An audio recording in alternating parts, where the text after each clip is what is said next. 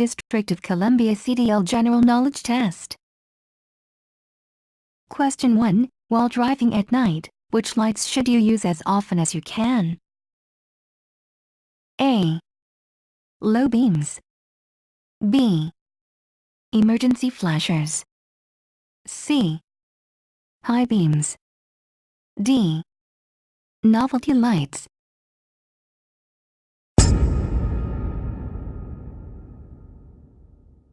Answer C. When driving at night, you should use your high beams to expand your field of vision as often as possible, as long as it is safe and legal and you will not blind any other drivers.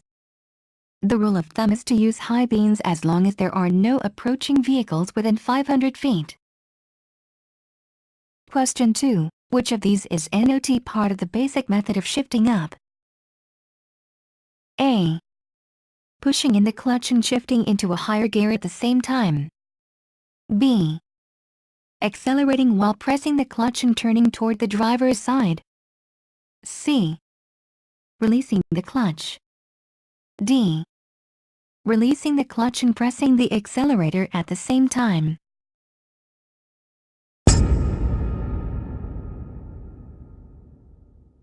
Answer B. You must release the accelerator, push in the clutch and shift into neutral at the same time, release the clutch, let the engine and gear slow to the required RPM for the next gear, push in the clutch and shift into a higher gear at the same time, then release the clutch and press the accelerator at the same time.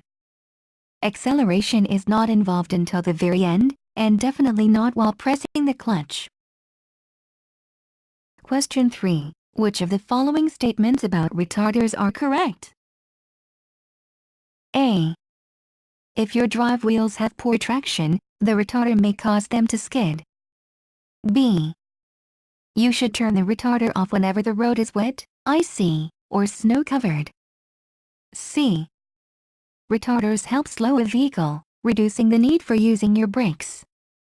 D. All of the above statements are correct.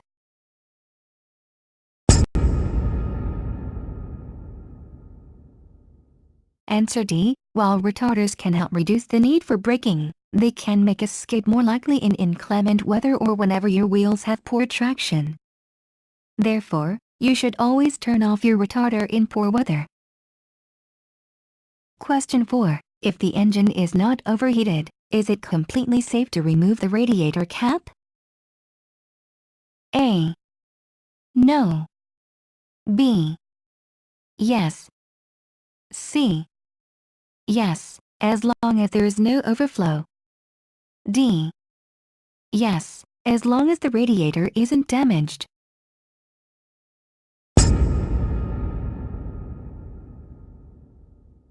Answer A. It is not enough for the engine not to be overheated. The cooling system must cool completely before you attempt to remove the radiator cap. Question 5. If you are traveling at 55 mph in a 30-foot vehicle, you should leave seconds of following distance. A4, B3, C7, D6.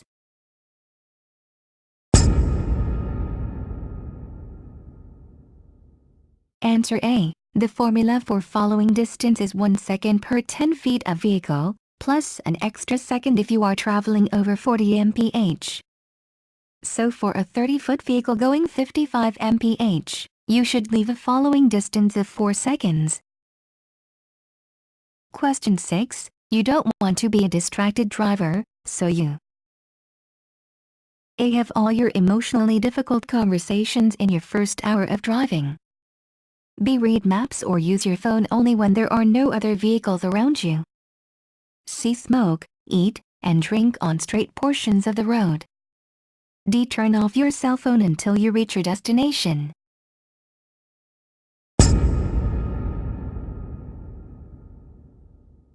Answer D. A distraction is still a distraction, even on a straightaway or an empty road. Do not eat, drink, smoke, text, read, or have difficult conversations while driving. If possible, turn off your phone and keep it off until you are done driving for the day. Question 7. What is the best way to figure out how many seconds of following distance you have? A. Get 1/4 closer to the car in front of you, then back off again. Multiply how long this took you by 4 to give the following distance. B. Use the stopwatch on your cell phone to determine how long it takes you to reach a mile marker after the car in front of you has passed it. C. Wait until the vehicle ahead of you passes a shadow or landmark. Then start to count the seconds until you reach it. D. Send a text message to a friend to text you back in 10 seconds. See how far you have traveled in that time.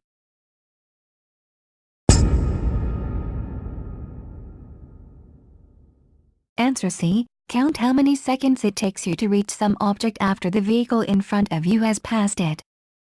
You can count seconds as follows: 1001, 1002. The other 3 choices here either will not work or involve dangerous distractions. Note that you should increase your following distance in heavy traffic, in bad weather, with heavy vehicles, or at higher speeds.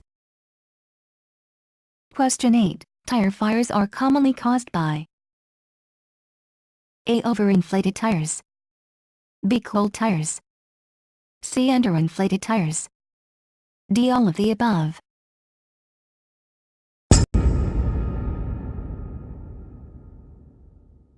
Answer C. Underinflated tires and dual tires that touch are the most common causes of tire fires. Question 9. While you are on the road, how often must you stop to check your cargo? A.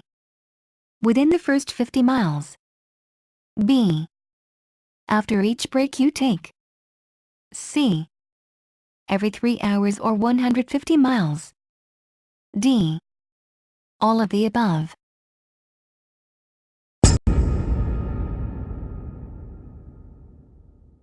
Answer D. While the rules vary by jurisdiction, in DC, you must check your cargo within the first 50 miles of your journey and then every 3 hours or 150 miles, whichever comes first.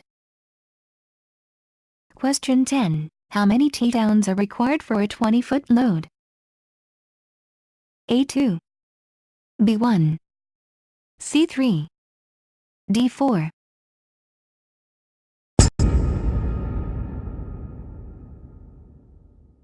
Answer A. The rule is that you should have 1 tiedown for every 10 feet of cargo, and you must have at least 2 tiedowns per load regardless of the length. So for 20 feet, you would have 2 tiedowns. Question 11. To transport cargo safely, which of these are you not responsible for? A. Ensuring the freshness of sealed cargo. B. Inspecting the cargo. C. Making sure that cargo is properly secured. D. Recognizing possible overloads.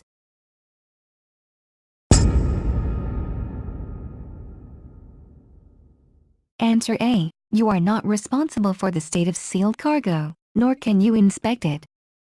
You are only responsible for the safety of the cargo, ensuring that it is balanced, secured, and not overloaded, and does not get in the way of emergency equipment. Question 12. Which of the following is a key steering component? A. Bearing plate. B. Torque rod. C. Gearbox. D. Leaf spring.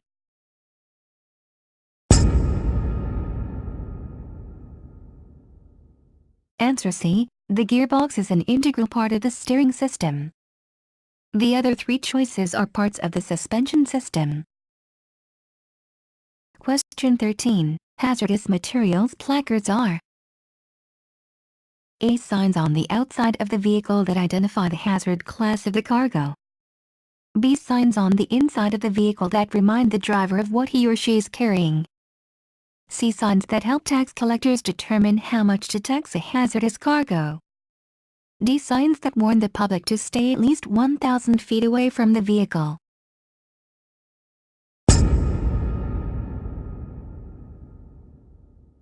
Answer A. Hazardous materials placards are for regulated signs on the outside of the vehicle that identify the hazard class of the cargo for those who need to know, such as emergency service personnel or those who load and unload cargo.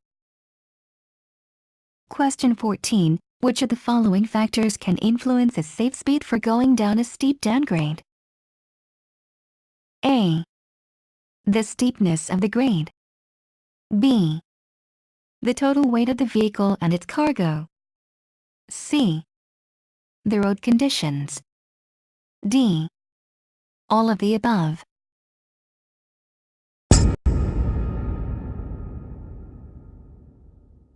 Answer D. There are several factors that may influence your choice of a safe speed for going down a steep downgrade: its steepness, its length, the road and weather conditions, and the weight of your vehicle and its cargo. Question 15. An anti-lock braking system, ABS, will A. Shorten your stopping distance. B. Increase your vehicle's stopping power. C. Keep your brakes from locking up when you brake hard. D. Let you drive faster.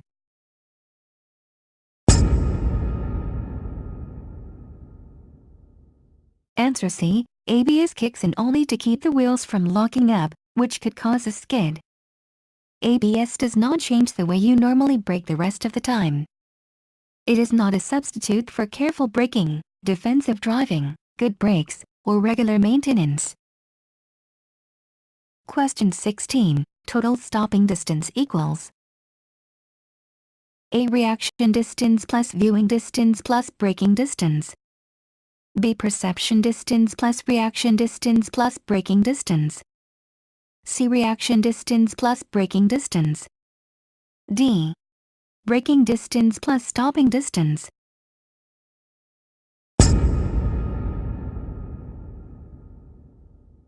Answer B. Total stopping distance is the sum of your perception distance, how far the vehicle goes from when you see the hazard until your brain processes it. Reaction distance, how far the vehicle goes from when your brain orders your foot to take action until your foot actually starts to brake. And braking distance, how far the vehicle continues to travel once you apply the brake. Question 17. It has just reached freezing.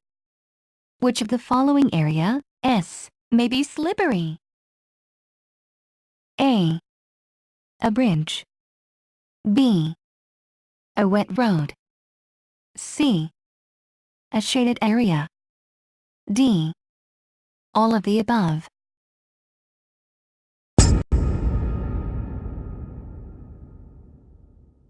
Answer D. Once the temperature drops to freezing, some sections of the road will start to freeze before others. The first to freeze will be shaded areas and bridges. If the road appears wet, it may be covered in black ice, a thin layer of slippery ice through which you can see the actual road.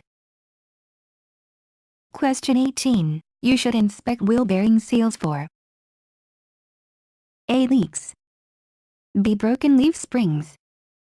C. Twisted axles. D. Tears.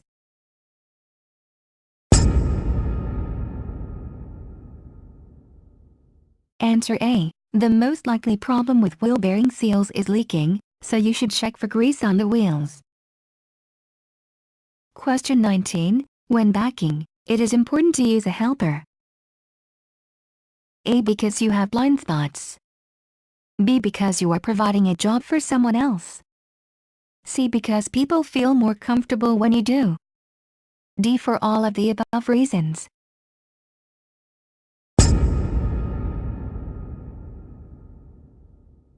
Answer A. It is important to use a helper when you are backing since you will be dealing with blind spots that you cannot see. Before you start, the two of you should agree on a set of hand signals, especially stop. Question 20. Before transporting a sealed load, you must check A. That you don't exceed gross weight and axle weight limits. B. A picture of whatever is inside. C. A small sample of whatever is inside. D. All of the above.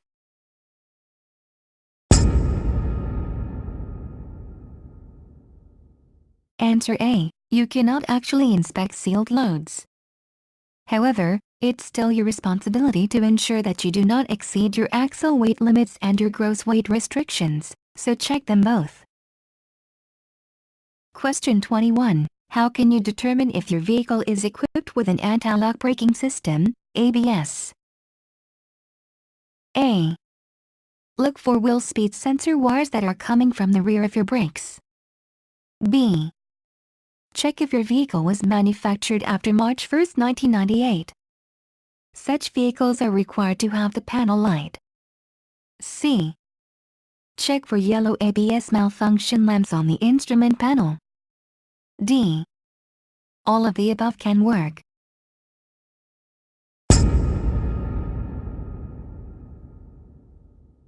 Answer D. Today, most vehicles with ABS have a light on the instrument panel that will light up briefly when the vehicle is started to alert you about the ABS.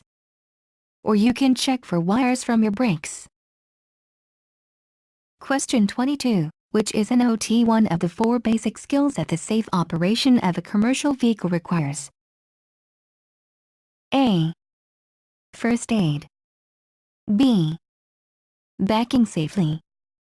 C. Steering. D. Accelerating.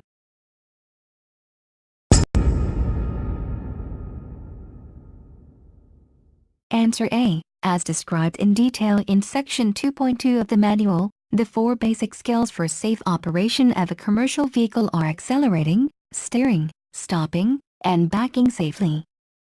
While first aid certification could certainly come in handy at some point in your career, it is not one of the 4 basic skills. Question 23. On what roads, you should reduce your speed by? A. 1/2. B. 60%. C. 1/3. D. 1/4.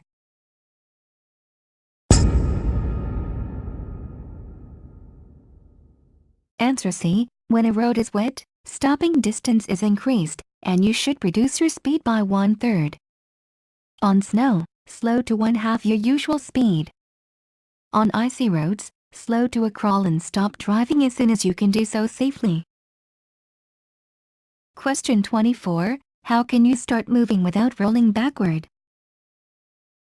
A. Put on the parking brake whenever necessary. B. Engage the clutch before removing your foot from the brake.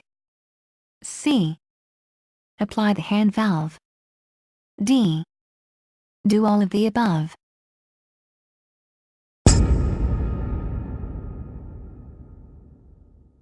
Answer D. If you have a manual transmission vehicle, partly engage the clutch before you take your right foot off the brake. Put on the parking brake whenever necessary to keep from rolling back. Release the parking brake only when you have applied enough engine power to keep from rolling back. On a tractor-trailer equipped with a trailer brake hand valve, the hand valve can be applied to keep from rolling back. Question 25. Always try to back toward the driver's side because A. Your truck will naturally pull toward the driver's side. B. You can see better, watching the vehicle's rear out the side window. C. It's more comfortable for turning your neck. D. All of the above are true.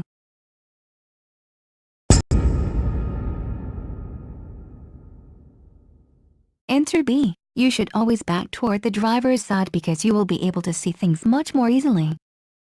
For example, you can keep an eye on the vehicle's rear by viewing it out your side window.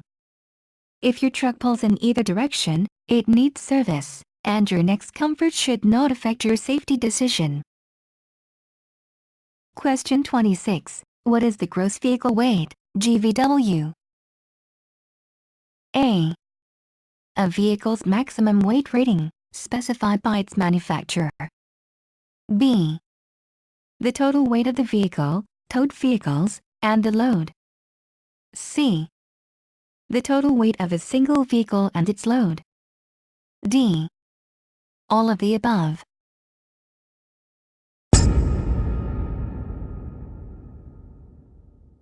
Answer C. GVW is the simplest of the vehicle weight terms, defined as the weight of just a single vehicle and the load that it is carrying. Question 27. Which of the following must you present when applying for your District of Columbia CDL? A. Valid District of Columbia driver license. B. Valid CDL learner permit. C. Medical examiner certificate. D. All of the above.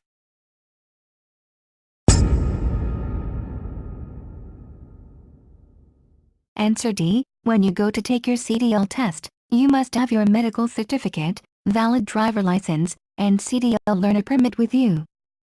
But that's not all. You must also have your USDOT medical examination report, proof of U.S. citizenship, and an empty commercial vehicle of the type you are trying to get licensed for. Before you go to take the test, check online to make sure that you have everything you need. Question 28. How many hours of sleep per night does the average person need to avoid accumulating sleep debt? A. 7 to 8 hours. B. 6 to 8 hours. C. 8 to 9 hours. D. 6 to 7 hours.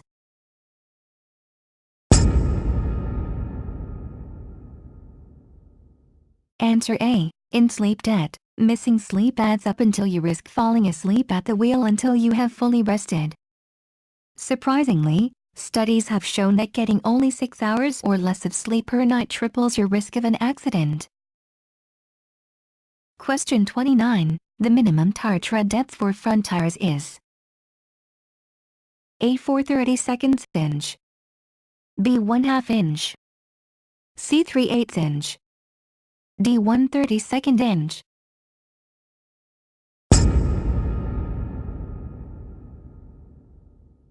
Answer A. Front tires require a tread depth of at least 4/32 inch. All other tires require a tread depth of at least 2/32 inch. Question 30. What is the definition of a hazard? A. Something you can safely ignore. B. Something you must stop for. C. A road user or road condition that presents a possible danger. D. Something you can easily avoid.